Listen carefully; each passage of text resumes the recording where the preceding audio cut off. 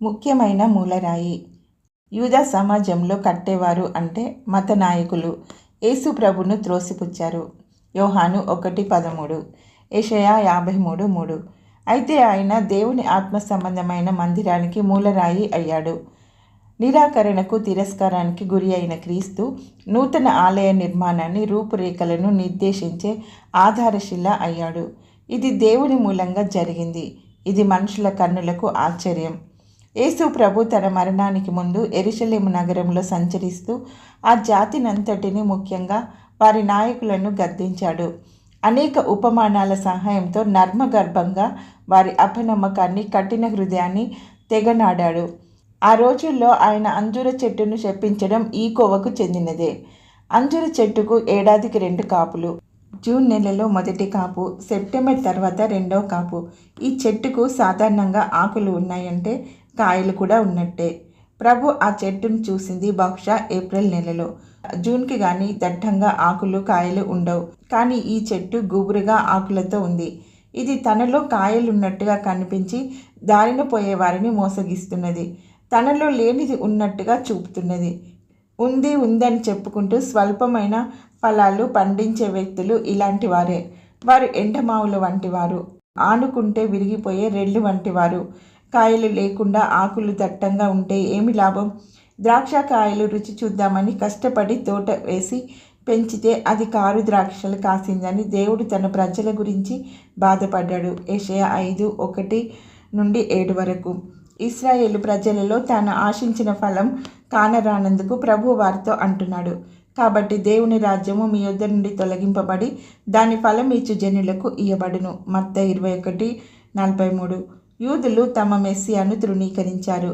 ఆయనను అవహేళనకు గురి చేసి సిలువ వేశారు. అయితే ఇతర జాతుల వారు ఆయనను అంగీకరించారు. అతి త్వరలో యూదుల కంటే యూదేతరులే ఎక్కువ మంది యేసు ప్రభును స్వీకరించారు. ఇప్పటికీ ఈ పరిస్థితే కొనసాగుతున్నది. యేసును అభిషక్తునిగా, ప్రభువుగా, రక్షకునిగా స్వీకరించని వారి విషయం 21:44లో ఉంది. కట్టేవారు తీసి పారవేసిన రాయి మూలకు తలరాయి కావడాన్ని పేతురు తన ప్రసంగంలో ప్రస్తావించాడు. అపోస్తలుల కార్యములు 4:11. ఇది చెప్పిన తర్వాత అతడు, మరి ఎవని వలనను రక్షణ కలగదు, ఈ నామముననే మనం రక్షణ పొందవలెను గాని ఆకాశము క్రింద మనుషులలో ఇయ్యబడిన మరి ఏ నామమున రక్షణ పొందలేము 4:12 అని తేల్చి చెప్పాడు. ఈ సంగతిని పేతురు తన 2వ పత్రికలో 2:4-8 వరకు మరింత విపులీకరించాడు. ఆనాటి యూదుల వలె అన్ని తరాలలోనూ అనేక మంది ఈ రాయి విషయంలో అవగాహన లేక త్రొట్టుపడతారు. కట్టడల్లో అసంఖ్యాకంగా రాళ్ళు ఉంటాయి. మూలరాయి లేక తలరాయి ఒకటే ఉంటుంది. పాత నిబంధనలో దేవుని రాయి అనడం తరచుగా చూస్తాము.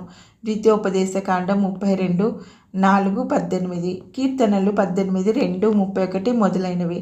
ఇవి రానున్న మెస్సియా నామం కూడా. యెషయా 8:14-15, రోమా 9:32-33. ఆయన తన సంఘానికి ముఖ్యమైన మూలరాయి. ఈ యుగాంతంలో ఆయన నలగగొట్టే రాయిగా వస్తాడు. దానియేలు 2:34. భక్తిహీనులైన లోకరాజ్యాలను శూన్యం చేసి తన రాజ్యాన్ని భూమిపై స్థాపిస్తాడు. ప్రభు చెప్పిన ఉపమానంలో ఒక తోటలో కాపు కాయని చెట్టు గురించి చెప్పాడు. యజమాని దానిని నరికివేయమంటున్న తోటమాలి అతన్ని బ్రతిమాలుకొని మరొక సంవత్సరం ఉండనిమన్నాడు. లూకా 18:6-9 వరకు. ప్రభువును అస్తమానం తిరస్కరిస్తూ ఆయన ఆశించిన ఫలాలను మనం ఇవ్వలేకపోతూ ఉంటే, పదే పదే ఆయనను తిరస్కరిస్తూ ఉంటే మన సంగతి ఏమవుతుందో నిదానించి ఆలోచించాలి. పదే పదే ప్రభువుని మాట పనికిరానిదిగా పరిగణించి అదే పనిగా ఆయన ఆదేశాన్ని అపహాస్యం చేస్తుంటే అందరూ కాదన్న ఆరాయే ఆధారశిల అవుతుంది. ప్రార్థన.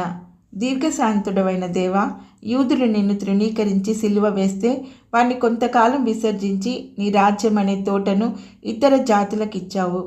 తిరస్కారానికి గురి అయిన నీవే ఒకనాడు ప్రధానిగా రానున్నావని గుర్తుంచుకునేలా సహాయం చేయి. ఆమెన్.